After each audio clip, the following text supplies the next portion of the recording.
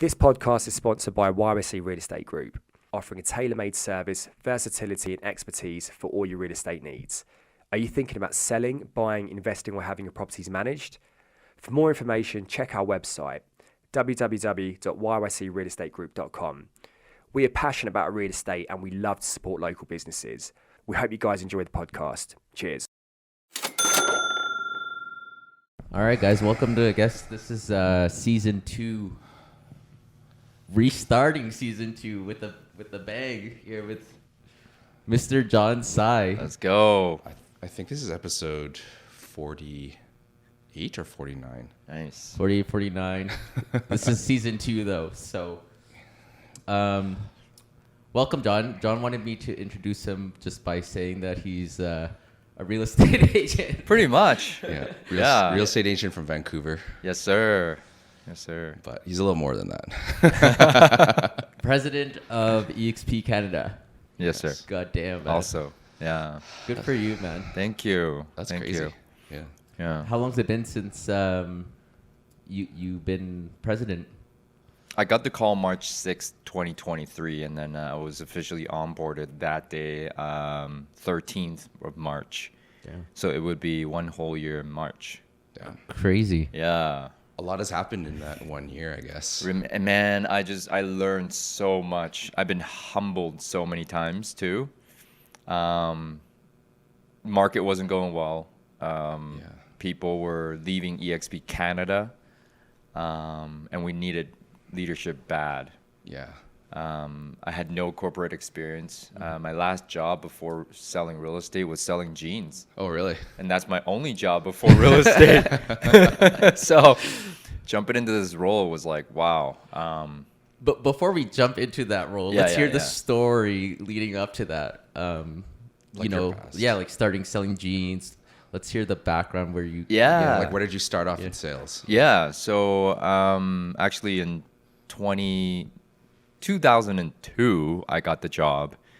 And before that, I was like kind of just drifting. I was in psychology at University of British Columbia, right? I remember. You said Yeah. And then I thought, man, like selling jeans would be really, really cool because, those guys all dress nice. And I really want a job here, right? And so I got the job and, no experience. And then I learned how to actually talk to people. I was very shy. And, when people came in, I wouldn't know what to say. I would ask my superiors, I'd be like, so what do you say to people when they come in? Hi, how are you? Can I help you look at something? I had to learn all that. But it really strengthened my people skills. 2003, I graduated. So you were around 17, 18 at that time? No, 22. Oh, 22. 22. Oh, yeah. I was He's at university. I failed. Oh, yeah. I failed year 2 of university.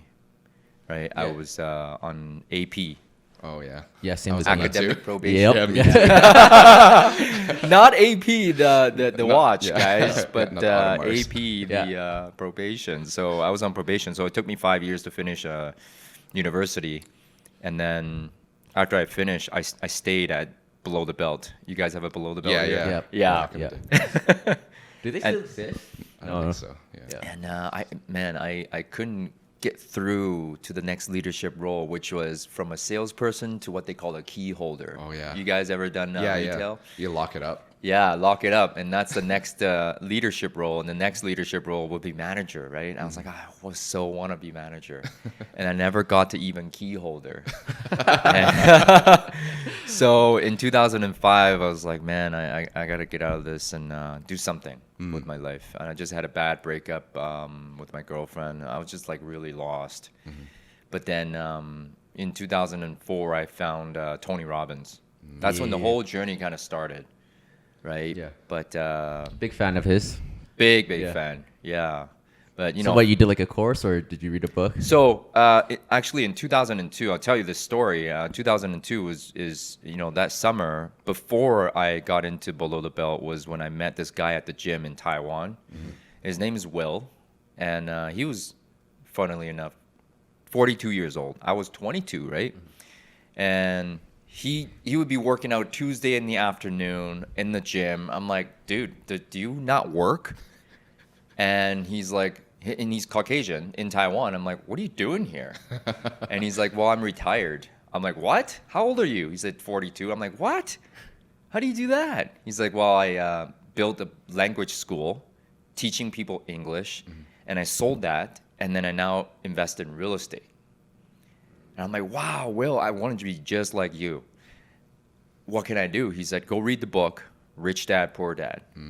So that was the first book I've ever read from cover to cover, including textbooks.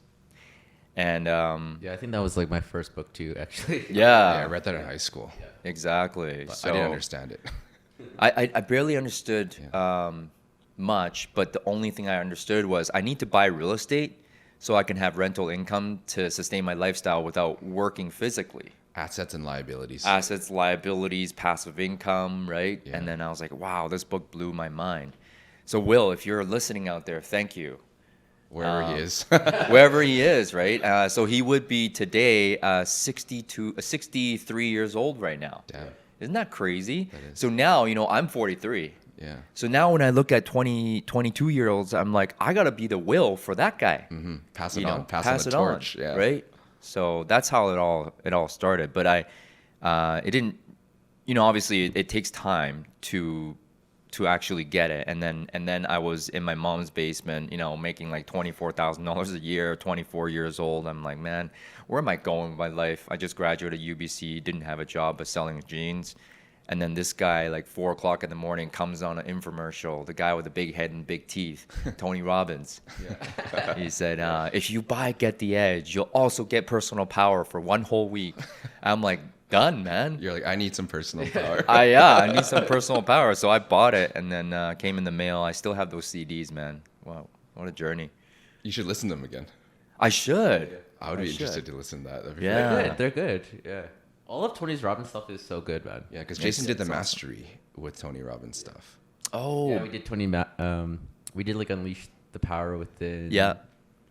Business Mastery, I think. Awesome. And then Did you go to DWD? no, we actually did it all via Zoom. It was doing During Oh, COVID. wow. Yeah, Good yeah. for you. We have it. During COVID. We still have the content for it. Oh, wow. Perfect. Yeah.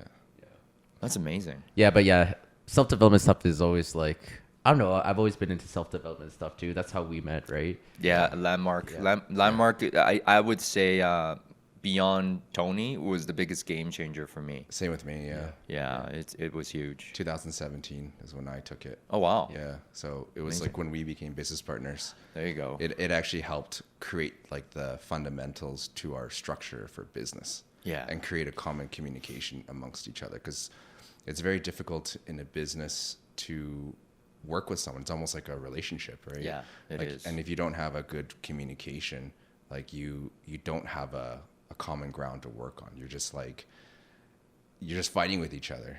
Right? Exactly. Because you like the way that you're looking at something, it's like telling the guy, like, someone, this guy's blue, but it's like, aqua.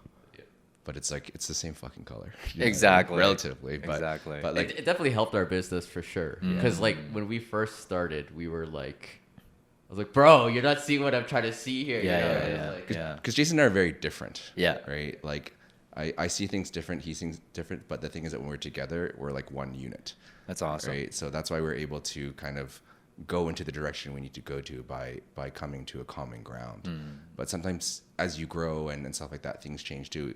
You always need to get aligned again. Yeah, Right. You need to get aligned again just to make sure that you're heading in the right direction. for sure. Right. So I think that Sure. that personal development and the communication from Landmark helped with a lot of that stuff.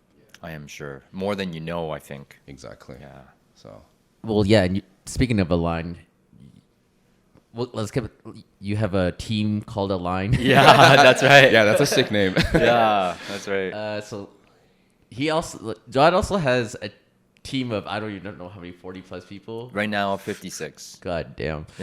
So 56, and on top of that, the president of Yeah, EXP. president. So right now we're at 6,700 agents in Canada. Yeah. And then I have a global organization of over 1,129 at the moment. Jeez. So How far do they go out? Like, far as Mexico and India. damn. Yeah. I really want to dive into that EXP part. Sure. We will. Yeah. Let's get back to the story where how you got into it and everything. Because I know when we met, you were just doing real estate. I Yeah, think. that's right. When we met, I think it was 2017, 18, right? Yeah. When you were doing the communication courses. Yeah, yeah, Teams. Right? yeah. And And then- you were like my coach, I think. That's right. Yeah. That's right. Yeah. So, Because I think we were at Remax. Yeah. And you were I forget. Like, Rennie, it was a local boutique brand. Yeah, that's when I met you. You were at Rennie. That's right. Yeah. Yeah. So you were doing real estate. I know you were doing well in real estate too. Yeah. And then how did you get into EXP? And then like, I guess what got you to switch to EXP? Yeah, Obviously you did very well in it, doing very well in it, right? Yeah. Yeah. It was definitely a game changer for myself and my family in terms of, the financial model. Back in 2015, when I first was on that way up, because I went from that 1 year, I was doing 50 deals for maybe 4 years in a row. And then all of a sudden, that 1 year, when I took Landmark, went up to 85. And, obviously all these other reasons, everything came together. In 2016, I did 149 deals. I was a solo agent, basically, and 2 showing agents that helped me do showings, whatnot. And then there was 7 days a week, 12, 14-hour days. And I found out that How many deals? 149 149 in 1 year with you In and 1 year. two other. showing agents, yeah. That's crazy. Yeah. Pretty much have no life, right? No Yeah. life, yeah. So in terms of life-wise, relationship-wise, it was brutal. Yeah. Because my wife and I were basically roommates. I would leave 6:45 in the morning, and I wouldn't come home until 8, 9 o'clock at night. And it wasn't always work, but I was so stressed out that I would work and then I would go drink. And then I would present offers at like 8 or 9 o'clock, like, a little bit tipsy. Yeah. A lot of times. For sure. And then a lot of times it would be, offers until the market was crazy back then, 2016. So I would be presenting offers until midnight a lot of times, right? But then I looked at my pay stubs. I was paying the company over $100,000 that year. Damn. And then every year after that, because you make over $1 million, it was going to be that scale. So I actually went to my my boss, Bob Rennie, or Chris Rennie. We actually went to high school together, and then I found out he was the son of the legendary Bob Rennie, who was a condo king in Vancouver. But anyway, I said, Chris, I love being here. I'm a lifer. I'm always going to be loyal to Rennie. That being said, I would love some ownership or some revenue share, because I was training agents, right, for free. Damn. Well, not for free. So I was training them like every month, doing my talks For Rennie. for Rennie, yeah. And I would teach the Mike Ferry system every single month. I would teach a different module, and then that month when I taught, he would give me 1 free month of desk fees. It was $250. Fuck, that's nothing. It's not even worth your time. Yeah, but I was happy doing it because I love the culture, I love the people, and I was like, can we work something out? And then he promised me, we're going to do some revenue share, we're going to do some equity, potentially this and that. And then by 2017, I was like, Chris, what's going on? He's like, no, we couldn't work it out, but I promise something will come, and it never came. So in 18, we were chatting with Remax because I wanted to really leverage myself. I wanted multiple streams of income, but I didn't have any other skills to do anything else. So I said, okay, why don't we just look at Remax? And Remax was going to give us 3 things pretty clearly. Number 1 is if you buy a franchise, you sell it 15, 20 years down the road, you're going to get equity, right? And you can potentially retire off of that. Who knows? But with Rennie, definitely weren't an option. Was Rennie more like just boutique? Like a monthly desk fee, and then you just share a percentage of your commissions? That's right. Okay. Yeah.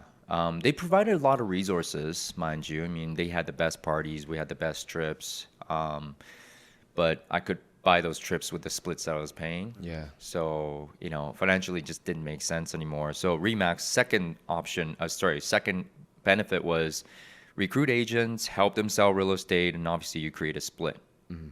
And third was KV Core was available at Remax for $1,200 a month at the brokerage level, generate leads, give agents leads, and I can create a referral system out of that too. Okay. So all those things rolled into one system in a franchise was $500,000 to get all those benefits. Oh, shit. Because not on top of all those benefits, you have to hire a managing broker, accountant, lawyer, conveyancing staff, front desk, right? And then brick and mortar. So I was like, oh, that kind of makes sense, right? Any franchise you go out there, it's probably $1 million now. Yeah, even a Dairy Queen's $1 million. Exactly. Right? So I was like, okay, that's fine. That's fine. So right now in 2017, 18, Yeah. you're looking at your next move. Next move, yeah. Because like it sounds like you kind of wanted to get out of production Yeah. and get like a company or a building or like. Actually, I never thought about getting out of production. I always thought about two things I was looking for. Number one was build a team, like properly. And number two was to have some equity to show for 15, 20 years down the road. So I actually went to 90-day. Why did you decide to do that? Because like most agents that are in high production just want to keep doing high production. What made you shift that mindset to be like, okay, yeah, I want to own something and like look down 15, 20 years down the road? It was the pain of physically not being able to keep up anymore.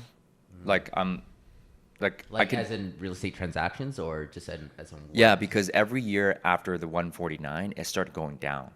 I knew that physically and mentally I was burnt out. You're drained. I was drained. And like the other thing too is like the balance of your life, your personal. There was no balance. Your relationship, all Yeah. those things, right? So it's like, it's very hard to keep it going when everything else is not working, Exactly. right? Yeah. Yeah. So physically tapped out at 149, and so I wanted. You saw you were tapped out at the ceiling, things were going down, and you're like, okay, yeah. Something needs to If change. I wanted to go to 200, I can't do it alone. I can't do it alone. No way. Because we don't even have lock boxes. So I needed even more people to get to 200. We don't do lock boxes. They in don't have Vancouver. Century Lock in Vancouver. You have to show it.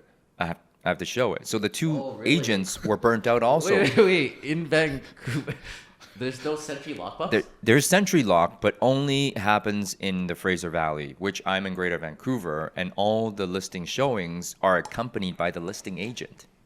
Oh, you have crazy. to Yeah, physically unless be it's there. vacant, Yeah. then it would be like, oh my gosh, it was such a relief Yeah. this time. But if it's owner occupied, they usually want you to show up. So the selling agent has to show up along with the buyer's agent. Correct. That's crazy. That's a commercial. That's like how commercial real estate is here. Right. You have like the listing agent is the one that opens the doors. That's right. And they walk you through the property Yeah. with the other buyer's agent. That's right. And it's That's still like that. Still like that, yeah. That's fun. Why don't they change that? I don't know. It's not like you can't, but it's like a unspoken common thing in Greater Vancouver. But in the Fraser Valley, everybody knows you just put a lockbox there and you do your own showings, the buyer's agents. That's way better. I know. Yeah. That's crazy. That's pretty. know. That's pretty primitive. It is, right? So that's why I I had couldn't to- even imagine doing showings for your sellers listings and buyers. Yeah. Yeah. That's right. So in the Fraser Valley, people are actually able to do a lot more deals without a lot more people because of the lockboxes. Damn. Is that like a That's like like an a- association thing. yeah? Is that like is it just because it's banned or is it just because like they're not allowing it? It's mostly like an unspoken thing amongst agents even. Like in Greater Vancouver, if you don't show up for your listing showing, people be like, oh, that agent's lazy. Right? But in the Fraser Valley, like, oh, what are you doing here? Like, just give me the lockbox and you let me know where it is and I have a Century Lock key. And I'm like, yes. Everyone in Calgary is a lazy agent.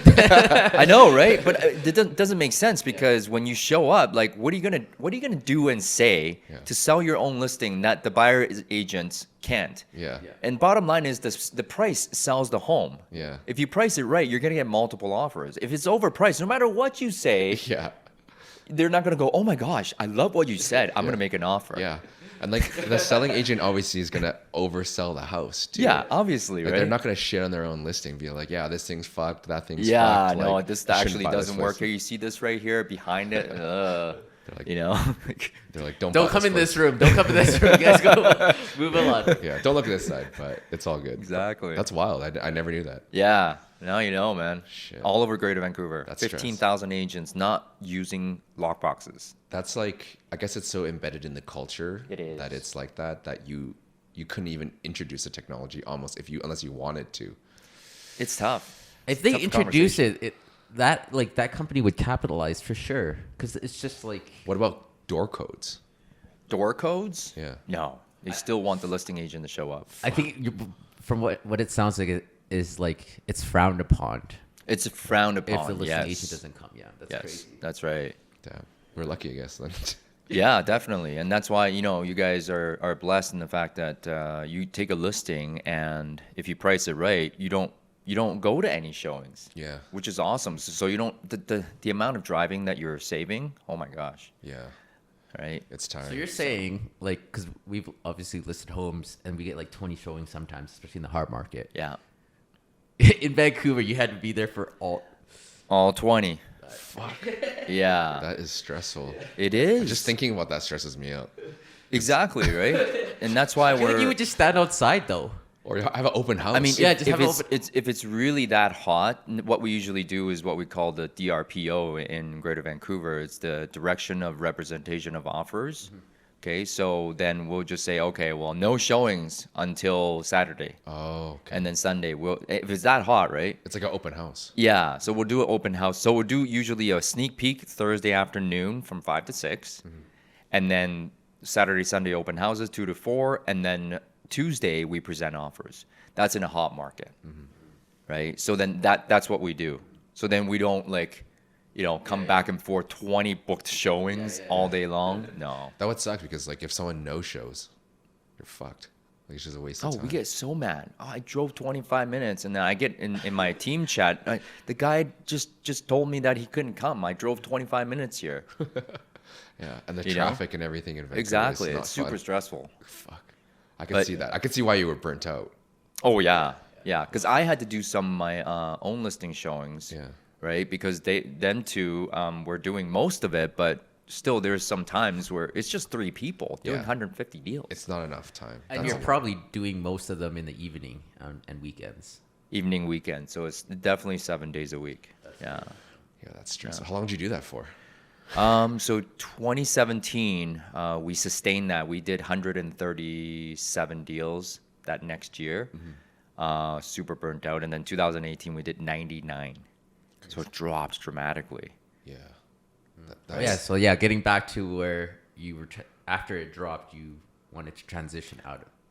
Yeah, so it wasn't like I wanted to And get you out of were production. a Mike Ferry coach too. or Mike something? Ferry coach at the same time, and doing real estate. and doing real estate. And your production went down, and then Went you're down. like, "Hey, I gotta do something different here." I got to build a team officially, and there's 2 models that I looked at. One was to build a franchise with Remax, and then 2 was I went to career visioning with Keller Williams to learn how to build a team. So I went to that in 2018 in Semiahmoo. I went to Ben Kenny, if you guys know Ben Kenny. He taught me how to build a team, well, through like a 3-day seminar. And I was like, okay, this is a good model. So I learned a lot there. So that my team building journey started from there, like officially. Because in 2016, we went from 2 agents at the beginning of the year. By the end of the year, we had 7. Because everybody started noticing us, but then I didn't know how to build a team. And this was at Rennie, or This was at Rennie. But then 2017, we went backwards to 4, and then went backwards to 3 again. Sounds like us. Yeah. Yeah. We had 7, went down to 4. Yeah. Yeah. So I know Don't know anything we're doing to build a team. I know exactly where you guys are at We're right just now. like, should we just stop this team and just Yeah, focus man. on our That's- own production? I wanted to rip the whole thing. I was like, oh my God, like what is going on here? Do people hate me or I hate you too? Yeah, you're spending so much time and energy nurturing these associates getting to a level of performance. Yeah. And once they start to perform, they're like, all right, I'm good. Like, I'm out of here. You know what Yeah. I mean, you're like, fuck. Exactly. That's kind of how we felt. We were just like, man, we were spending so much of our own personal time and energy training the associates, doing all these things. And you have to sell. Events, and you're doing And sales, yeah, you're doing production, listings, yeah. you're doing And bars. you're doing production. We're doing Airbnb, we're doing property management, we're doing fucking it all. Yeah. So that's why we're just like, something needs to fucking give. Otherwise, like, we can't do this anymore. Exactly. Dude, on top of that, I became the broker at Equium Living, which was You just slam more stuff on your plate that was already full, right? Our coach was like, you guys are taking the fucking wheels from one car and putting it onto another. Like, you guys need to keep the fucking wheels on the car, Yeah. right? Like That's you're true. like, you guys are fucking yourself. We're like, yeah, probably. Yeah. But it's a part of the journey, though. It's beautiful because now you've learned so much. So people that don't know, well, or are listening now, we are moving to EXP. Yeah, I've transitioned. John's our sponsor. We are doing the team. We're leaving Equium, and it was, I think, already I feel like a lot off my shoulders, like lifted, right? And this is what I think we're gonna dive more into is like your roles and everything. But like, yeah, like as Dave's saying, like we were doing everything, and I'm excited to hear what you have to say about the team and how you're growing it.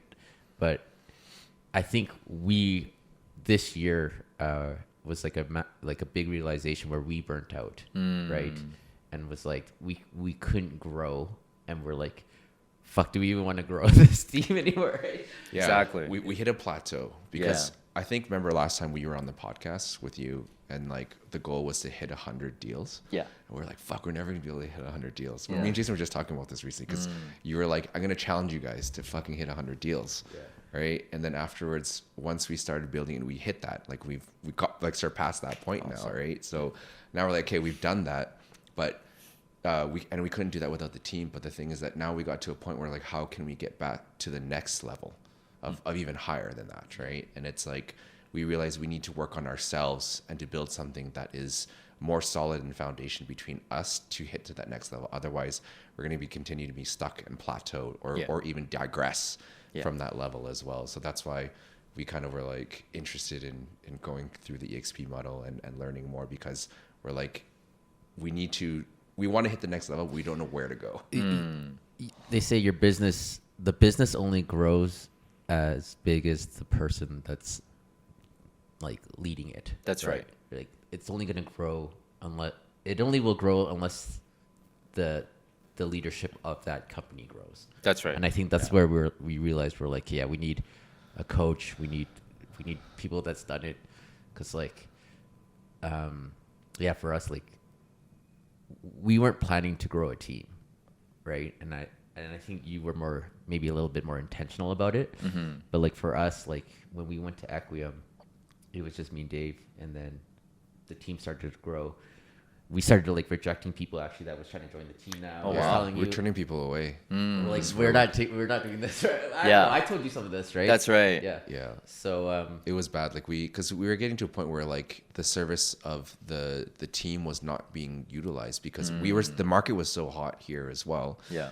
And we have new associates that need support, but the things that everyone's so busy that no one can even give them enough attention. Right. So as a new associate, it's hard for them to come into something where they're looking for some sort of mentorship and they're not getting it. And like, even though we're doing that's where we put John now in play.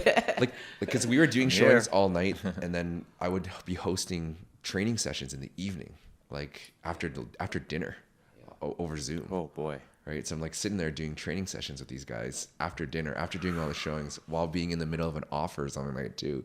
Yeah. So I'm just fuck yeah. It was pretty crazy, but well, on top of that, the podcast felt like we stopped with the podcast too, right? Yeah. So that's why we're like, hey, we're getting more spaces opening up to get everything going again. We had to do a refresh just to realign with ourselves, the team, the business, like, and just focus on the things that we actually enjoy doing, and everything that we didn't like doing, we had to delegate it out. That was a big thing. It's just like buying back our own time. Yeah. So. But yeah, sorry, we cut you off there. No worries. Yeah, with you, kind of where you left off where we are at right now with like you were growing a team of 7 and then it went down to 4 or something. Yeah. And you were still at Rennie. Still at Rennie. So in because the market was so hot, we went up to 7 by the end of 2016, and it went backwards to like 3 or 4. Are any of those agents still with you that originally joined? In 2017, Bonnie joined. She's still with me. So you got one. Yeah, one. 2015, 16, Lily and Gloria, they burnt out and had kids and completely out of real estate. Oh, okay. Yeah. Yeah. They said they're going to come back. We'll see. Well, it's 2023. 8 years later. Yeah. Dude, you know what's, that's kind of like what's happened with us. Yeah. If you had kids, we'll get back into real estate. Yeah. I think it's so funny. But we have a couple associates that love real estate, and they have like, she's like a super agent. She's 3 kids, like full-time job. Wow. And doing real estate as well. That's crazy. I don't know how she does it, but I'm just like, props to you, because I'm fucking like, it's just me. Like I'm like, I just take care of myself, and real estate's so crazy, right? So Yeah. it's tough. As a parent, you'll make it work, though. You'll find out once you guys have kids. You know. You have to. Yeah. Yeah. Exactly. Yeah, so, yeah, we keep cutting you. Oh, no worries. Where were we here? So, yeah, we're starting to grow the team again. Yeah. And then, I guess, yeah, what you were deciding whether to do a Remax or EXP. Or something else. Yeah, Remax, or I kind of looked at Keller Williams as well, but Is not Keller Williams the same model? Similar, but similar model as EXP. yeah. So Glenn was actually Keller Williams' agent in 2002 to 2006. And then he started his own brokerage in 2006, and it crashed. Everything crashed in 2008, obviously. And then 2009 is when EXP came about because of the Great Recession, right? So yeah, I looked at Remax and Keller Williams, but Keller Williams, I wanted to learn from them mainly because I wanted to build a team. They had the team model down pat, right? MERA, the Red Book. If you guys want, you should read the Red Book. The guy's a genius, Gary Keller. So I read that book many times to know how to build a team. Isn't that the $1 million real estate agent? Yeah. Oh, yeah, I've read that. Yeah. Yeah. So read it again, because at different stages of your team building, you'll realize different things like, oh my gosh, I'm right there right now. So I'm finally at the 7th level. That's the top.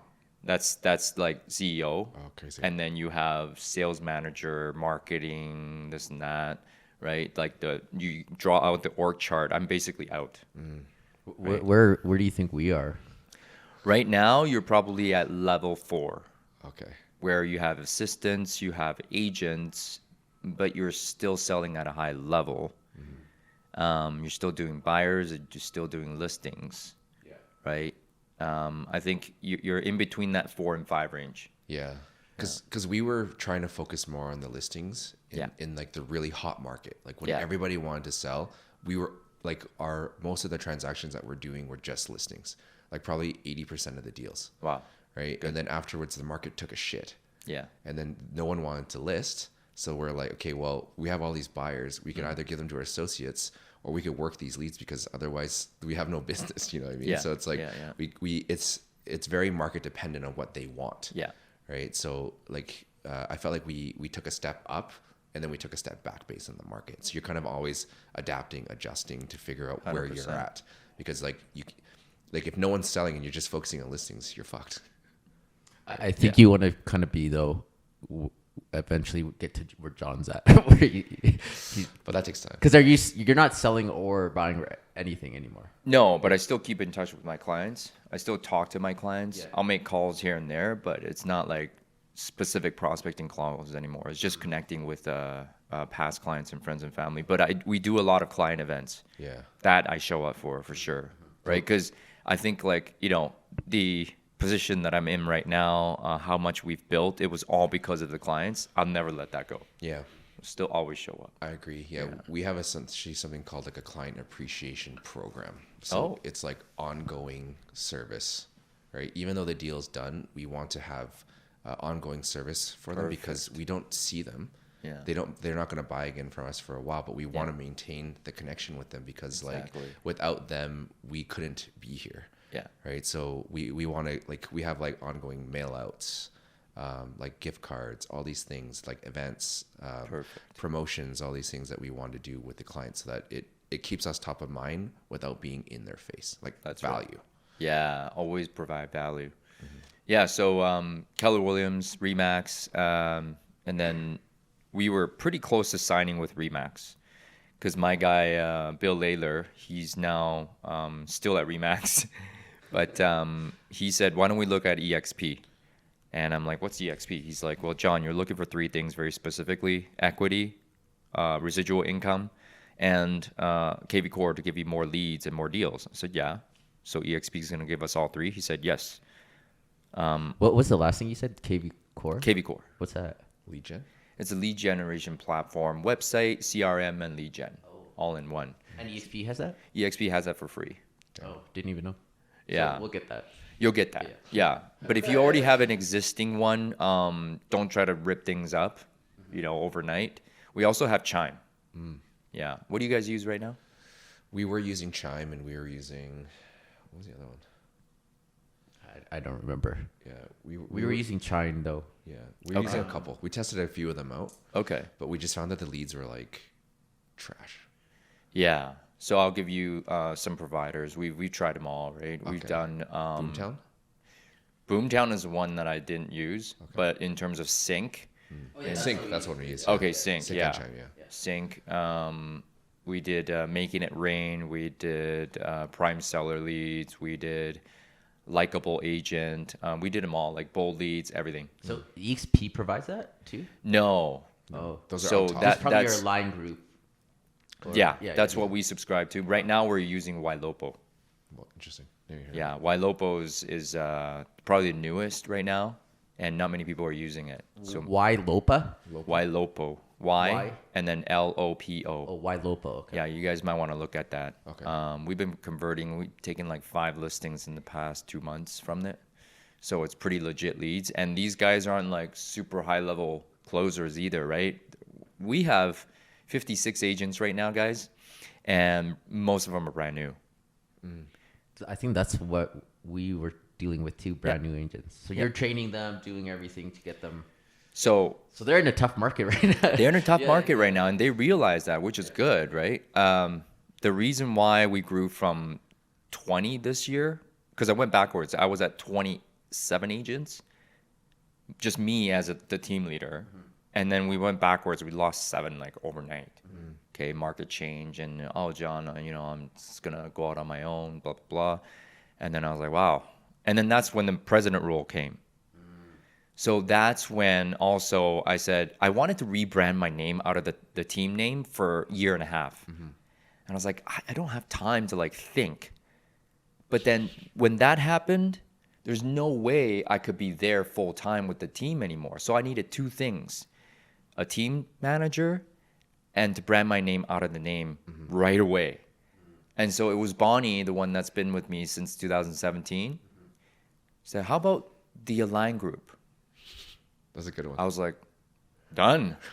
Overnight, literally, okay, bricks work. Do it. Just everything rebrand. And boom, overnight it was the Align Group. And then after that happened, Axel Ziba, our team manager, we met actually during the pandemic. And he was a big fan of me because of how I handle myself on social media. People were coming at me on this Facebook post, and then I just like kind of diffused it. And then he actually called me and said, John, I'm such a big fan of you, how you like handle people, this and that. And then we had a relationship. We started doing some deals together. He didn't have a team, so he sent leads to our team. Anyway, so fast forward this year, I was like, Axel, you ever thinking about like joining up and like running the team together? And he was like, boy, I would love to. So we worked out a program, like a monthly and a percentage of all the deals. And when I jumped into the president role, I gave Michael and Bonnie, our 2 top and most tenured on our team, profit share. Profit share out of the whole business. Yeah, so let's say if we were to net at the end of the year 800K, let's say net bottom line, they would get 80K. Sorry, yeah. So like each person had their own profit share with the company. Yeah, They became partners at 10%. yeah. That's crazy. No buy-in either. That's sweet. Yeah. And then so they're motivated as well. So they're motivated to train, coach, mentor. So you created a business within the business. Yeah. That's awesome. We're behind the business of behind the business now. Yeah. So you exactly. So now you know what I'm gonna do for you guys. Wait. Could you segue that up though? Because like I feel like it was a little confusing to me how you got there. So Okay. And probably like listeners that don't even understand EXP model and the real estate model. So when you essentially, if we backtrack, you were transitioning out of just real estate agent, and then you decided. Actually, no. I was still full time selling. 2018, right? Yeah. I was like, I still need to take 100 listings a year. Okay, so but then, what's missing is when you went to EXP, and then you started when you started to grow at EXP. Yeah. I'm assuming there was a point where you thought or felt recruiting and bringing people was a new direction, I guess, for you. Is that right? Completely different direction. Yeah, like because like I think that's something I'd like to hear is like as you're at EXP doing real estate deals Yeah. and growing a team and building that downline, which I don't know how you would explain it to like the general public of like I don't know how would you guys explain the EXP model like. You explain it like So it's two things. It's two Yeah. things. It's one is that you can build a team without having a team structure, yeah. without having any legal liability as like everybody under the Align group. Then everybody who does deals that screws up, then the Align group is on the hook. But whereas the EXP revenue share, the organization That's itself, where revenue shares. Yeah. revenue share organization, when you build that, it's like everybody's an independent agent, everybody's a different team, but we just help each other, but we don't have any legal ramifications when we do deals, right? So I was building two things at once, which was very tough. So 2019 was my first year at EXP. I jumped in and I was like, okay, let's give it a shot. Right, because I know the revenue share, it's an extra thing, and the equity was an extra thing. So I said, I'm just going to keep selling real estate, and I'm going to keep telling people about the new company I'm with. That's all I did, like 2 people per day, and I did that. Like 2 realtors a day. 2 realtors. So in 2019, I worked my butt off. I talked to 50 people per day in real estate, and then 2 people per day for agents. By the end of year 1, we did 110 transactions. I took 109 listings. Okay. Damn. And then we had 123 agents by the end of year 1 at EXP. So 123 agents that you sponsored or like that sponsored. That's right. Oh, okay. It's not just me. Yeah, yeah. So I think I had about 20 people that I directly sponsored to the company. But out of that, it would be 7 people that are on my team, and then 13 other ones that are just like friends and COI. Simone was actually my first agent ever, right? And then she then grew about, I would say 50 at that time. So it was like half. So when you went into EXP, you wanted to grow both sides of the business. Both sides, yeah, because the benefit was there. I just need to take advantage of it. So I just basically promoted EXP and I grew my team and I sold real estate. But at the end of year 1, I was at 7 agents, from 4 to 7. And I was like, okay, things are kind of going well. And then pandemic hit.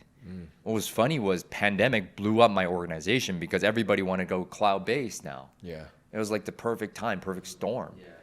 And then people wanted to join the team also. Right? So we went from 7 to 13 by the end of 2020. Crazy. Yeah. Doubled. It doubled, yeah. Doubled the because problems. everybody wanted cloud-based. Yeah.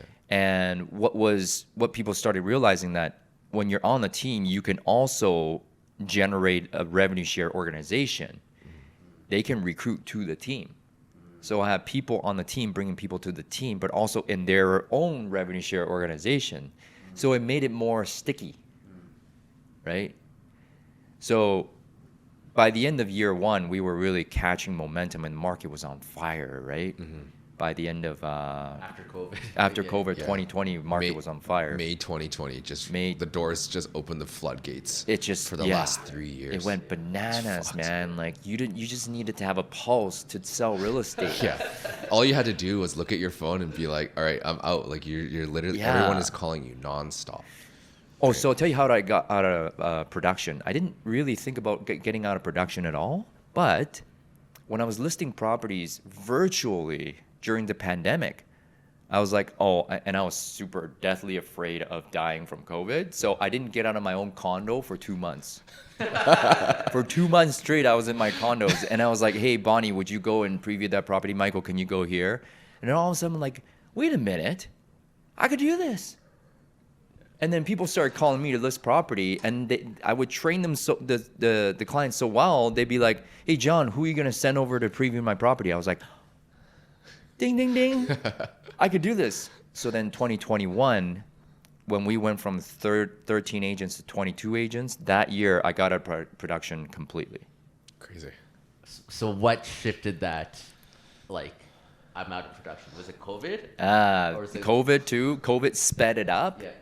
COVID made it okay for me to not show up. And then the second year in revenue share, I went to about 250 people. 250 people equals to 15 to 20,000 a month Passively. in rev share. passively. Jeez. So I was like, okay, I got a little bit of cushion, Yeah. Yeah. and this part I could pull back a little bit. Yeah. And 2022 went bananas, man. In 1 month, I received a revenue share that was $89,000 in 1 month. Holy fuck. How many people were in your line then? About 700 in 2022. Then my ego got to me, because that year we made $3.8 million, but the transaction amount started to go down, but the prices went up like bananas. Yeah. But we did less deals in 2021 than in 2022, but double the income almost, Yeah. from 2.4 mil to 3.8 mil. And the revenue share that year, 2022, was 660,000. A month? No, Oh. a month, a month, bro. I'd be in Costa Rica right now. Not I was like, damn, like that's a lot. So I said, John wouldn't even be talking to us right now. John would not be here because of that. but honestly, like no matter how much that's when my ego got to So me. 660 a year in just rev share. Just rev share, So that's about 60,000. 50 some a month, yeah, right? yeah. And I was like, holy cow! And then I took a month and 7 weeks off to go to the States, Mexico. I just took off. And then once And you weren't doing real estate at all then at this point too then, or is it, and I this wasn't. But this is on top of your team doing. Exactly. Yeah. Yeah. So I left my team and I let, back then I had no official structures, but I was still kind of doing Zoom calls here and there with the team. And then Bonnie and Michael was kind of running the team a little bit.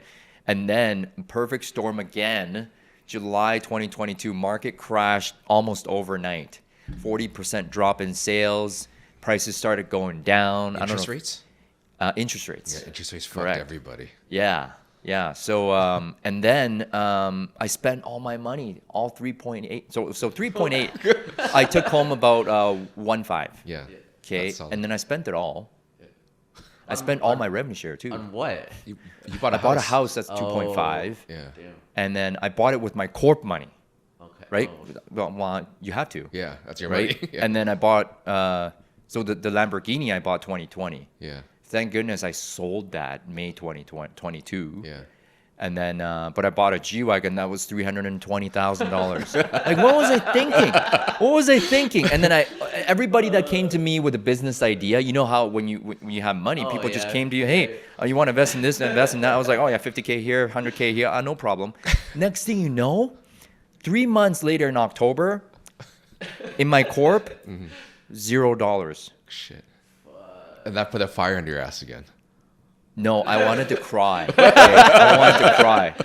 I was like, how did this happen? And But then weren't you still getting rev share to kind of but your so it cost went of to living zero. went high. Yeah, and then the next month it would be like, okay, 40,000 rev share. I was like, oh, thank God, thank goodness for revenue share. And so I was so scared. And then my accountant came to me, and you know what she said? So, hey John, hey Olivia, what's up? It's like, can you remit $380,000 into your tax account? I was like, what do you mean? It's like, well, that's what you owe the government, your corp and your personal combined. I'm like, oh shit. Because you pull the money out. I pulled everything out. So this panic wild. sets in. But I learned a big lesson is that, you know what, when you think it's handled, when you think everything is okay, when you can you take your foot off the gas, when you think other people's got it, like trouble's coming to look for you. So now I'm super intentional about everything. I keep my eye on everything. Yeah. I'm not super attached, but I'm really committed to making sure that doesn't happen again. For sure. We went into $150,000 overdraft. Damn. Holy shit. It's pretty scary. Yeah. 100%. I sold 2 properties Yeah. since then just to run the team. Because the team was negative. Oh shit. Yeah. Like 2 of your own properties. 2 of my own properties. Oh, crazy. Just to keep the team running, right? Damn. Luckily, I had properties, right? Yeah. But I really learned a big lesson in team building is that, okay, like you need to set up systems so that things don't fall apart, Yeah. right? And you have to have a good nest egg too. Well, that's the thing. Yeah. Like you can't like blow your load afterwards and just be I like, totally blew my load. I blew my load quick. I was like 1 minute, man, bro. no, but it's good that you put learn. that as the main headline. I blew my load. No, the reason why I listen to a lot of Grant Cardone, and Yeah. he talks about the same thing. He always thinks that he's broke. So what he'll do is he'll grind 5-10 years, save Yeah. all this money. Yeah. He never sees this money, puts it away, Yeah. so it's not visible to him. Yeah. And then what he does is he invests it. So then that money's gone again. So he's like, "Fuck, I'm broke. I Yeah. need to go back into it again." That's how he keeps his hunger. Like he never holds the money in his hand and touches it because then he gets comfortable. That's the thing. Yeah. He says cash is trash. Yeah. So once it's in Right. your hand, it's comfortable. It's sitting in your bank account. It's not doing anything. Like you're just looking at it. I had that mentality though. Yeah. I was like, cash is trash. I must get rid of it. Yeah. And next thing you know, like, but you still got to have a good head on your shoulders. I was just doing stupid shit with it. I guess what can you share was like the lesson that you learned, like From the last. yeah, because like I feel like the whole point of this podcast is exactly like thank you for being vulnerable and sharing that, right? Because not a lot of people share it. Yeah. But people that see even you probably as an outside that I don't know if a lot of people know that, but like, oh, he's killing it. He Yeah. must be doing so well. You know, he's Yeah. the president of the EXP. He has huge, massive revenue share, right? Yeah. And entrepreneurs and business people, like, they only see the highlights, I feel. The Yeah. good, yeah. So, like, it's like business is hard, right? hard. And, like, half the people that we did a podcast with, like, I feel like they don't even have their business anymore, right? So it's like, I guess, like, yeah, what if you could redo that, Yeah. what advice or what would you do again so you weren't in that place? Yeah. Make sure that you put 25% of any money that you make into a tax savings account. Okay, for sure. Before you even see it, if you could do it automatically, that'd be great. So this year, 2023, we actually had a rebate from the government of $21,000. I was like, oh, Thanks. thank you so much. And thank God to my wife, Yeah. right? She was like, okay, I got to handle this, right? And she definitely handled it. And, we lived...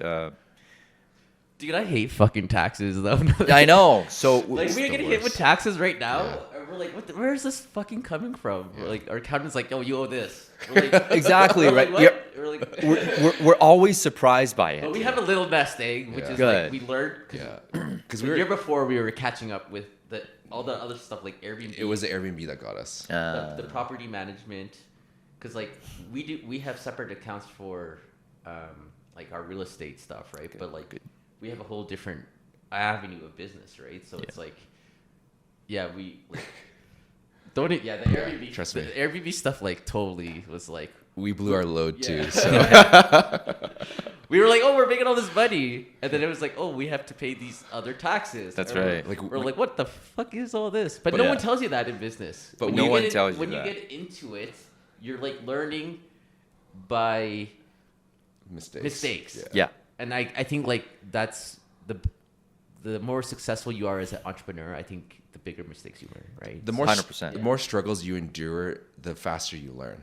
Without Yeah. struggle, you don't really learn anything. Like, Yeah. if you just have all these achievements and like you have all this success, you don't learn anything until you fucking fail. Right? 100%, man. I so agree with that. It's like the struggle is actually the success. Yes. Like if you don't struggle, you're Ooh, not I going like to that grow. one. The struggle Is is a which is success. The struggle is the success. It's Yeah. no pain, no gain. It's as simple as that. Honestly, like you don't learn by the years that you're winning big. That's true, because Right? you're laughing at You're laughing. 2022, I'm laughing all the way until I wasn't laughing. I laughed until I cried overnight, and I cried for a long time. Why me? You're like, what happened? Right? But you know what? You gotta be grateful because like a lot of people would love to be in your shoes too right now. That's right? true. Right? I'm It's like- grateful every it's day like for weird. sure. It's like I don't know where I watched this. It's like I heard this like as an entrepreneur, you're very grateful, but you're actually don't feel grateful at all. But like Yeah. you should feel really grateful and like Yeah. celebrate your wins because everyone looking is like, oh, they're doing so good, and like I wish I was there, but you're like. There's actually shit that you don't even know that's happening, Yeah. right? Yeah. It's kind of like 10 years ago, you wished you were here. Yeah. And now you're fucking here, and you're not even. Oh, dude. You're not even present to it. You're not even you're not even thinking about it. Crazy, Yeah. right? Read these 3 books. The audience, please, like game changer books for 2023 was Who Not How, Who not how? Okay. The Gap and the Gain, and 10x is easier than 2x. Is that Grant Cardone? No, it's Ben Hardy Okay. and Dan Sullivan. Sweet. Okay, so that's when I knew, okay, like I can. Who Not How is like you guys. You guys aren't delegating stuff to each other. You guys complement each other, because what Dave can do, you might not necessarily do. Yeah, I think we're very different, and it's Exactly. It like, I don't know, like it works out, and it doesn't work out, and I think like when There's pros and cons. Yeah. when we found out how to work it out, it actually flows very very well. But it's weird, like when me and Dave weren't aligned, our whole business felt it. Yeah. Yeah, Like, for sure. It felt like a fucking marriage. Yeah. It felt And like the kids were like, "What the hell's going and on?" the right? team members of the kids are like, Yeah. Mom and Dad are fighting. Like, let's not bother them. You know what Yeah. I mean? It's just like it felt like it was like, yeah, it felt like a fucking like a marriage for sure. For sure. But the thing is, like, me and him didn't. We both realized we needed a coach or something like that knew that went through it, and I Yeah. think that's why we were like, hey, we talked through all the options, and we felt like you were the best fit, right? Thank you. And it was like, yeah, we need a different mindset that like isn't us to figure out what the next move is, because like I think what I learned was like it's so much easier with a mentor or a coach. Yeah. It's just so much easier. Like even just this transition to EXP, and I'm just like, I just ask you, and then you just have like the answer versus like us Trying to figure it out. Yeah. Yeah, because I was struggling through all that. I've been there, right? Exactly. So, Yeah. And that's the thing too. Like when because we were doing coaching with Tom Ferry, and that was really good coaching. That's when we got super aligned with things as well. But the thing is that the coach, once we stopped that, because we're like, the team's pretty good right now, it's sufficient. We're like, okay, we can take that money from the coaching and throw it into the marketing now. Then things kind of got busy, and the market kind of took a shift as well. yeah. So then afterwards, we're like, we knew that the coaching and the mentorship is what got us to that next level. Yeah. That's why we needed to kind of get realigned with that again. So Yeah.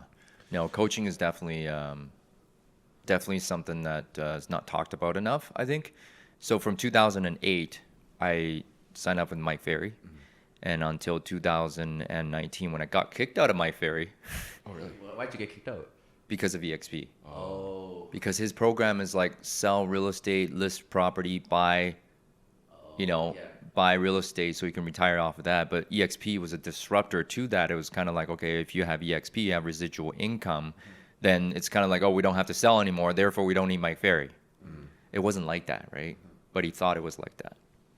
So What do you think? Because like, you know, for realtors, and you know, I'm not gonna lie, a little bit in my space, a lot of agents about EXP and recruiting. Like, what do you? I guess what are your thoughts on that? As like, even for us, we're coming on board, and I've kind of mentioned like we're not here to recruit, yeah. right?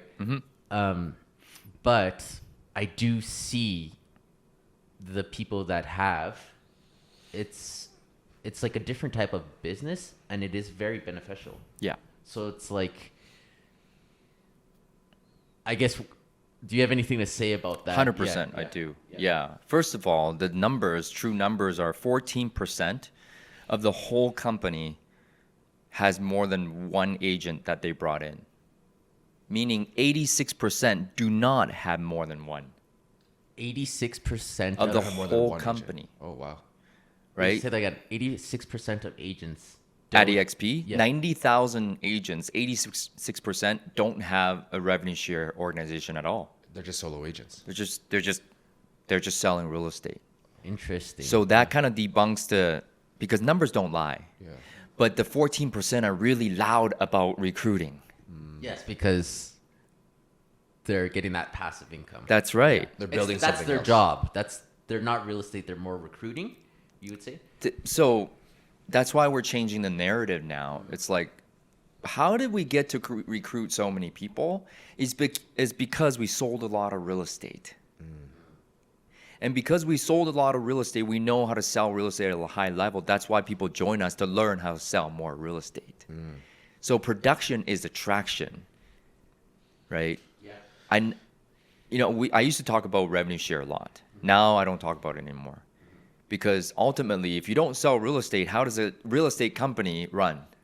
You can't just recruit, and nobody sells. The whole thing would fall apart. So that's where we trying to really change the narrative, is that the 14% need to be loud in production. Because the 86% don't speak up anyways. So we need the 14% to be really loud and change the narrative about that, to become, we're the most productive, and we are the most productive independent brokerage in the world. We need to keep that going. So it's like the actions speak louder than the words. Yeah. And like, but the opportunity is so sweet that's why they're so loud about it. And the few that have, a lot of people, they earned it. They've earned it. They're like 50, 60, even 70 years old. They've earned their keep. They get to do that. But the young guys coming in, you need to put your nose to the grindstone, sell some real estate, and when you get productive, then the attraction comes naturally. Yeah. If you guys weren't productive, would people even want to call you and join your team? Yeah. You almost have to lead by example. You have to lead by example. And yeah, like you said, like the numbers don't lie, right? Numbers don't lie. Because what I see, not even in just in real estate in general, it's just a lot of social media TikTok realtors, and they don't know what the fuck they're talking about, Yeah. right? Yeah. Like they don't know real estate. No. Like they're not really embedded. They don't have the years. They didn't have the struggles or like the grit to do it. But they're posting so much on social media that it looks like they're busy, but they're actually just using other people's business to grow theirs. Yeah. It's the real estate totally different changing too, as like I see it, like, and it's like the agents that got them when the market was crazy, I feel like they need to suffer a little to see what it's like when it's not crazy, right? Because like real estate is a grind, and it's not as easy as you see on social media. Yeah. And I think that's what it's like. People that post real estate, and people that aren't in it and they see it and they want to join and become a realtor, it's not that, just that. You know, that's one aspect only. Yeah. You know. Yeah. Because like, I don't know how many agents left this year. in Right. the industry. I actually don't know in Canada, but 70,000 in the States. Yeah. Yeah, that's a lot, right? Like the downtime is where the real ones survive. Yeah. It's like survival of the fittest. Yeah.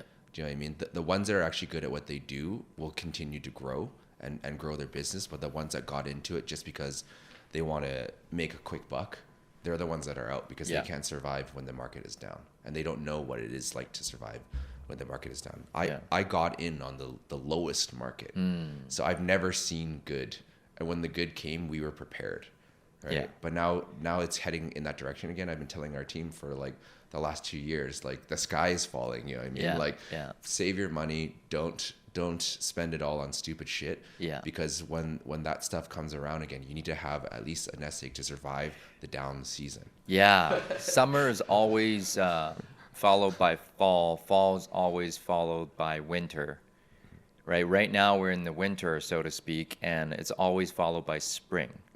But the good times, the summer and the spring, are the times where you get ready for the fall and the winter. Yeah.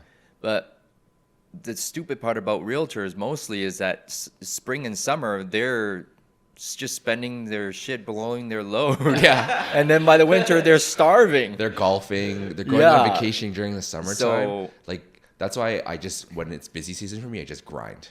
Yeah. Like, I don't even want to go anywhere. I don't Save up as much money as you can, man. and then seriously. and then what at the end of the year, then whatever you have left, that's what you spend. Exactly. Yeah. Yeah. How do you stay consistent with your work?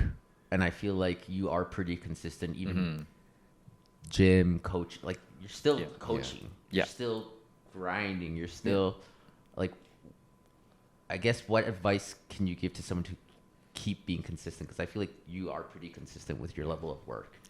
There's so many things that's rolled into one. I know that I was very lazy as a young person, being on academic probation, and then I was always late to my job selling jeans, and something has to click. But I come from some pain. I'm not gonna say a lot of pain because we've never been poor. But like, I've been in debt, I've been bullied as a young person, and all those experiences rolled up into like, okay, I can never stop. And this past year, I learned another lesson. If I let my foot off the gas, this is what happens. Trouble comes looking for you. I got it handled, right? So that makes me consistent. That makes me get up in the morning and say, okay, well, I'm never gonna stop working, right? First of all, Yeah, because like after you were making that passive income, that's when you stopped. You said you took 7 weeks off or something. that literally 89,000 came into my bank. I looked at my wife. I was like, we're booking a trip. And then that's when you took. That's poor people mentality, by the way. Get a wad of money and just book a trip. Like, no. I've learned my lesson now. Yeah. I feel like, yeah, because like it's hard to not want to do that though, right? Because really like, is Because like, hard. especially if you're getting that residually monthly. I guess, yeah, why, like, you could just chill. You don't need to push as hard, and you could still get passive income, right? Yeah. I guess why are you continuing to do it? Do you know what I'm trying to say? Yeah, definitely. It's like a lot of people in your position, making, I don't know, 20, 30, whatever, passively, might not want to, coach a team, keep Yeah. growing, keep building. Yeah. Why do you keep going? Anybody who's getting $50,000 or more in revenue share, a lot of people would quit. Right? But I'm not working for money right now. Right? Everything's kind of handled. Yes, we're going to learn to be even smarter about money. But right now, my fire is in keeping the legacy going for my family. And then really contributing to others. Because I've sold 100 homes before. I've chased the eagle before, top 1%, top 10%, 50 deals, 100 deals. But it's about how good can the people around me be, right? So I love seeing, I don't know if you've seen like a couple of the guys on my team, they're making calls. Oh yeah. The cold calls. Cold calls are The guy so went good. viral. Amraj went viral a few times. But if you see him a year and a half ago when he first joined the team, he was so shy, like a little boy. He's only 22 years old, but his phone skills have dramatically improved. And the way he walks, the way he carries himself, I'm like, man, that guy's a good salesperson. You could just tell. But when he first walked in the door with us, I was like, man, this kid, like, he's way too young to be in this. So I love seeing that. Yeah. That's my fire right now. And, you know, I always tell the story where the other side is like my why, my legacy, my family's legacy. My dad passed away 10 years ago, and I'm the youngest of 4 kids. Before he died, he held my hand, he looked into my eyes, he said, the Tsai family is yours. So who's going to show up for them? And I got 2 daughters of my own. Who's going to show up for the family? Who's going to lead by example? So when I have days where I don't feel like getting up, like my mom's counting on me. Like even my brothers are counting on me. Not financially or anything like that. They would never ask me for money, but I know that I must keep this energy going for the family. This energy can never die. So when I wake up and I don't feel like it, oh my gosh, no way I'm going to let my dad down. Oh, I'm hurting all over. I got a cold, this and that. Like, no way. So when I get up, I feel like moving. When you move, you start moving, then you feel like moving. Then the momentum goes on. Right? And then after that, you know, you're motivated for a little bit, but the rest is accountability and discipline. Do you have accountability or coaches right now? Because I know last time we talked, you said you had 7. Yeah. What's your situation like right now? So, yeah, that's a great question. I'm down to 2. Crazy. My fitness coach, Chris DeVecchio, and my abundance coach, Chris Larmer.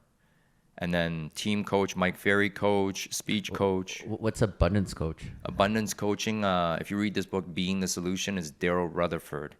He's the man who wrote 2 books, To God as God and Being the Solution. And basically he taught, you know who Thach and Wen is? Yeah. Yeah, so he love taught Thach. him. And Thach kind of introduced Daryl to us. And then when I was involved with Daryl, he was 94 years old. He died at 96 in 2019. And then the next guy who took the reins from him was Chris Larmer. And luckily, he's local to me. So we have a half an hour conversation every week. Crazy. Yeah. And so the last conversation, I'll tell you, this one's really good. I go, he's like, do you want to be wealthy, John? I said, yeah. He's like, You're like, go on. Go Yeah. Wait, you are already wealthy though. Just okay. So he's like, so why? And we're talking about you know, being practical and all that. And I'm like, I think I'm keeping up with the Joneses. Like, I have a car that's $320,000, and he's like, get rid of it. What are you doing? He's like, well, I said, well, I want to look good. I want to look, you know, like presentable. He's like. And then I wore my gold watch to the developer meeting today. Like, I like my stuff, right? And he's like, what did that developer wear when you met him?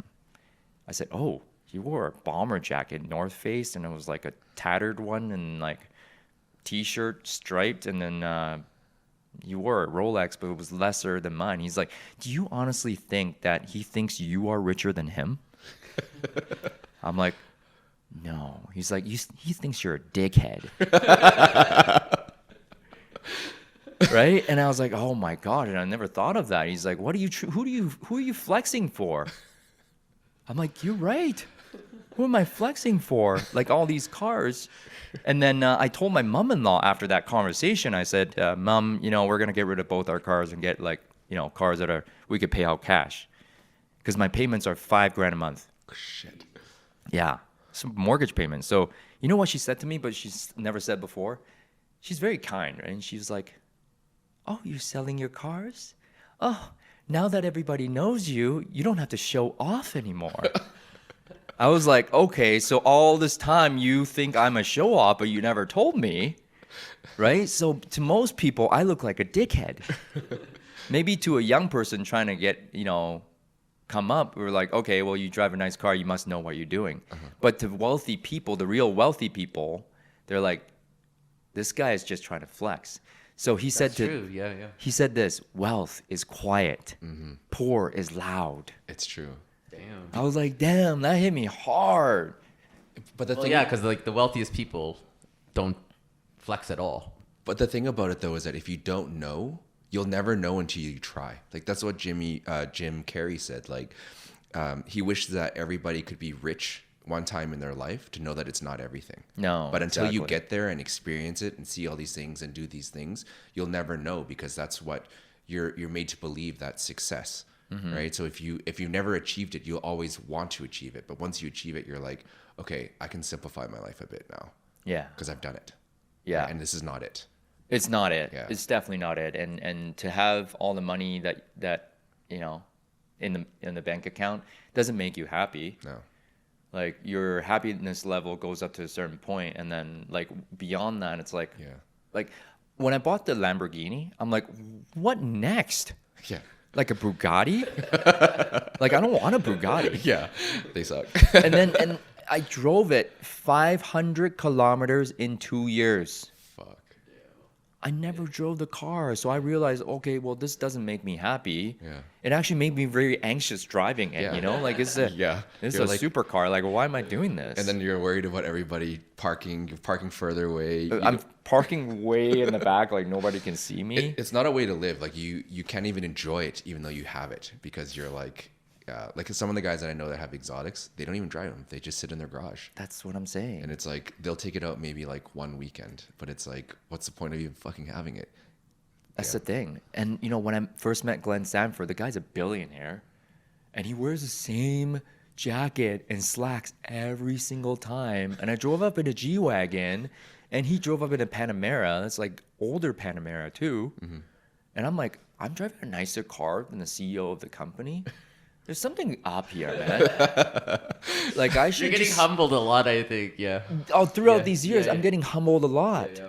right? And so one of the other things that I want to share through this journey is like, I've learned to become so patient and compassionate with people because everybody's dealing with something. And I treat everybody the same. Not that I didn't before, but like people on the street who are bums or whatever, or people that are billionaires, you got to treat everybody the same and treat them with the same amount of patience and compassion. I've met a lot of people that are, you know, high producers and whatnot, and I would think, oh man, he's got a big ego. He was super rude to me, and I'm like, wait a minute, that's my own ego, thinking that he's some sort of way. And Matthew Ferry always said, this is Tom Ferry's brother, Mike Ferry's son. He always said, nobody's a jerk until you showed up in the room. What that means is that everybody's just the way they are, but you come and judge them. You put a perspective on it. You put a, that's 100%. landmark too, Yeah. Yeah. right? So I'm like, wow, I've learned a lot this year, and whenever I get on the phone, I hear myself being impatient. I'm like, oh, wait a minute, like this person right now that I'm talking to deserves more of my patience right now. Self-awareness. Self-awareness, yeah, That comes with service, right? Because like big time. like the service is your baseline is good regardless if this person is like sad or low, because you don't know what is going on in their life, right? You just have to understand that it has nothing to do with you. Your job is to give them the service and the information that they need to make a decision. Yeah. Right. So, but like you can't get your emotions in the way. You just have to be a good baseline for them so that they can be like, okay, I was at this peak now, and now because you're calm, I'm calm. Yeah, yeah. So there's this word. So Aaron Novello is one of the guys that I talk to on a consistent basis. He's also EXP now. He sold 200 homes as a single agent, Mike Ferry agent. Holy fuck. I don't even know how people could do that. I don't know how, but definitely he has lockboxes. So he said, you know what the Latin root word for patience is? No. So it's pronounced, I think, potentia, and the Latin root word meaning is suffering. So a lot of agents come in here, they don't know how to suffer, right, until they get success. And the person that you're talking to right now, you're being impatient, you don't know how to suffer in that conversation to get to the outcome that you want. And therefore we lash out at people. We lash out at the market. We lash out at all these different things because we don't have patience. We don't know how to suffer. So if you think about it in that perspective, like, okay, it's suffering, but there's a good outcome out of the suffering that we're experiencing right now. When we sell our car, the G-Wagon, it's going to be suffering because we're going backwards. But I know there's, patience with that there's a good outcome. We can pay our taxes. Right? Yeah. So. But yeah, it's like this really good quote that I read in this Bruce Lee book. It's like, don't pray for an easy life, but pray for the strength to endure a difficult one. 100%. Right? Because nothing in life is easy. No. And nothing worth fighting for is easy. Right? So like, in order for you to survive these like hard times, you need to endure suffering in order to survive in the world. I feel like all these coaching programs in real estate, everybody just wants the easy button. Everyone does. Everybody. That's the thing. Yeah. Every reel I see, like sponsored, you don't have to cold call anymore. You don't have to do this anymore. AI will help you do this, and this, and therefore you're going to make $1 million, 7 figures, no problem. Are you still cold calling? I'm not saying you have to cold call, but here's the thing. People are being sold on the easy button. I want to go out there. I actually want to do a coaching program. I'm going to be like, it's going to be fucking hard. You're going to do this hard work, that hard work, but don't expect it to be easy. No sales on that coaching program. No one wants to hear that. No one wants to hear that, but that's the reality of the situation, is that it is going to be hard. Yeah. 100%. And I think a lot of agents can't, especially when they got in the last couple of years, they're going through the hard right now. Yeah. Like we had an agent be like, talk about their splits. Like, I've been working on this client for a year. Me, they were like, that's typical, right? Typical. So, Very typical. Yeah. I'm like, I just closed a client of 5 years. Yeah, you were saying that. Right? Like, it took me 5 years to close one client, and like, I've been patient with them, right? Yeah. And then now I have another client that I just spoke to last week. She's like, I'm probably your longest client, 7 years. Wow. That's a long client. Yeah. So I had one in my database from 2006, my first year in the business. They bought in 2020. Oh, damn. That's a long time. Yeah. But it's not like I called them every week for 14 years. Yeah. Right. But they were in the database, e-blast, to keep in touch here and there. But 14 years. That's wild. Yeah. Real estate, man. I feel like a lot of realtors that get into it too, like the goal is to obviously get out of production. But I think like you definitely have to put in that work, right? Yeah. To get out of that, right? So I think real estate is so versatile that there's so much you can do, and that it doesn't mean that you have to get out of production or, become rich or this and that. Like, it doesn't mean that you have to do open houses forever either. But real estate creates so many opportunities that spin off from that. A lot of agents that are top producers have become coaches, mentors, EXP, residual income, or buy a lot of real estate, flip, assignments, all that. There's so many opportunities in real estate, right? So don't just think of it as one-dimensional selling real estate and a commission income. There's so many things that can spin off from it. Yeah. So I think real estate is such a great opportunity. I'm so grateful for it. 100%. That's why, like, even when people ask me now, they're like, what do you do? And I'm like, I'm in real estate. Yeah. Like, I don't say I'm a realtor, because there's so many aspects in our business that are real estate related, or that aren't just realtor related, right? Exactly. So I just say I'm in real estate. Yeah. And they're like, oh, what does that mean? Dude, it's crazy now. Like, even being in real estate, and this whole revenue share at EXP, like, you're still in real estate, but you're getting like a totally separate business outside of real estate, but still in it. Exactly. And I feel like the more revenue share I'm making, the more it's my obligation and an opportunity for me to give back. Is that what your next 3 to 5 year plan is? Like, I guess, what is your 3 to 5 year to continue to grow? To continue to grow. So 5,000 is the goal, and then 700 transactions is the goal. 5,000 for you or EXP? For me. Oh, for you? Yeah. So right now we're at 1,129, right? Yeah. As of today. So, this Does that number just keep going up every day? Like 1 or 2 a day? No, it doesn't. Really? It goes backwards too. It's like the team. Oh, yeah. I guess people, People leave. Yeah. You can't have 100% retention. There's no way. It's just a numbers game. So I don't have to worry about my recruiting or selling if I know my numbers. So I know that I've talked to 1,620 people as of today with regards to agent attraction. And then a total of 106 people have joined me directly. So that means that 1 in 16 would join me. So no matter how you look at it, if my numbers go down, all I got to do is go and talk to another 16 people To get one. to get one. Yeah. It's like real estate. It's like real estate. And I knew that my numbers So you're were... gonna probably teach us to do all of this too. Yeah. Well, we're already doing it. That's the You're thing. already doing it. You just don't track it. Yeah. Right? And in real estate, I knew that I had to talk to 100 people to get one listing. And one listing equals one paycheck for me. I was like, okay, well, I just need to execute my plan. And that year, I took 91 listings by talking to 10,000 people. But I did 149 deals. I'm like, okay, I could just duplicate that. But then again, I couldn't, because no matter how hard I tried, I had no support because people were coming in and out. It plateaued. Right? So... Where do you think the direction we should go when we join EXP? This is great. So my recommendation to you guys is to write down a goal. And don't even like judge the goal. It's just what you want in terms of how many homes you want to sell, how much GCI you guys are shooting for, and how many people in the revenue share organization that you want. And behind that, it's like, why do I want all that? But don't judge the goal. Because if I judge the goal, then I start to think about how am I going to get there? Right? And that's in the book, 10x is easier than 2x.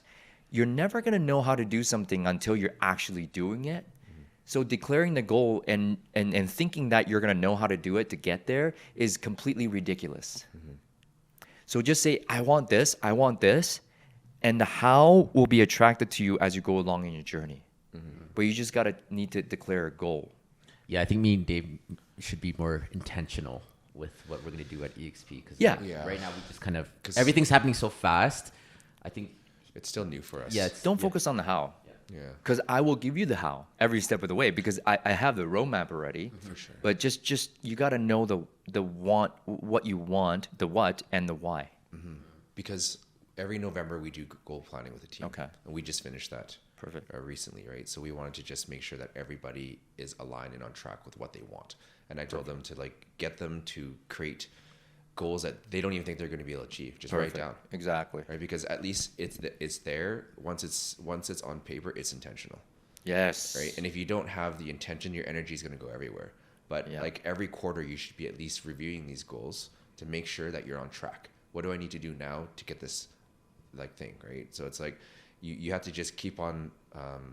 You have to set the intention, but also review it, because if you don't even look at it, then there's nothing there either, right? yeah. You're just gonna let it slide through the cracks. Yeah. Well, we definitely need intention, and I think I think me and Dave are a little excited to move over too. It's something Awesome. I'm something- super excited for you guys. Yeah. Yeah.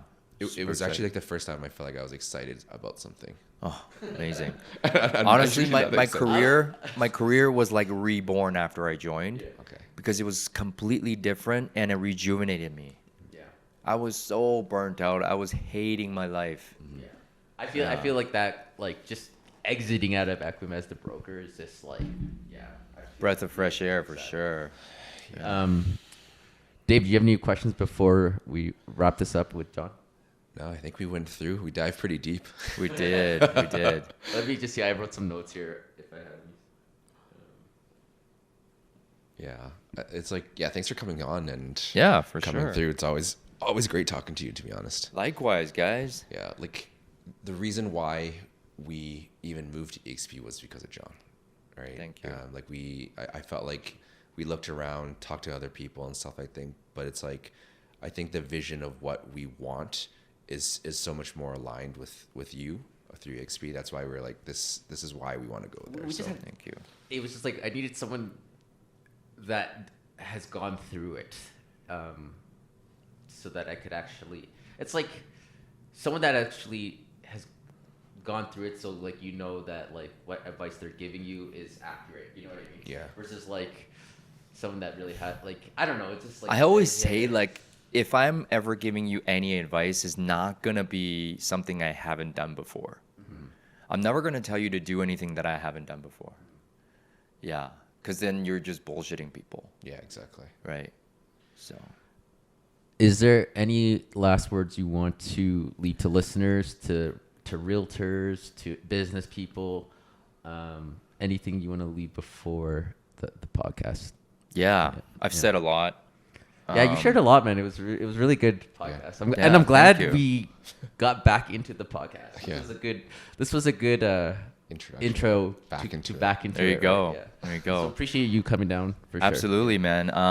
What I would say for 2024, so this is an evergreen content, but you got to be intentional if you want to win, and you got to be really deliberate about your goals. That's why I would recommend everybody to start writing it down and really looking at that. But don't judge the how to make it happen. Just know that when you write something down, it's already a done deal.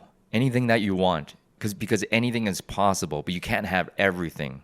So that's why we write something down, one thing down that you really want, and the how will be attracted to you, right? And every day, just go out there with a gung-ho winner's attitude and go get after it in 2024. It's the best opportunity for agents right now because a lot of people are going to quit. And if you're listening to this right now, you're not one of those guys. So I'm excited for everyone to dominate the market in 2024.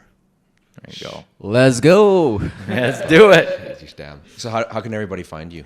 Yeah, just follow me on Instagram. I think that's the biggest platform I have. Tsai Real Estate, TSAI Real Estate. And I provide a lot of free content out there. And of course, we have a community that we built on that. Everything is free. So yeah, looking forward to seeing you guys in 2024. Thanks a lot, John.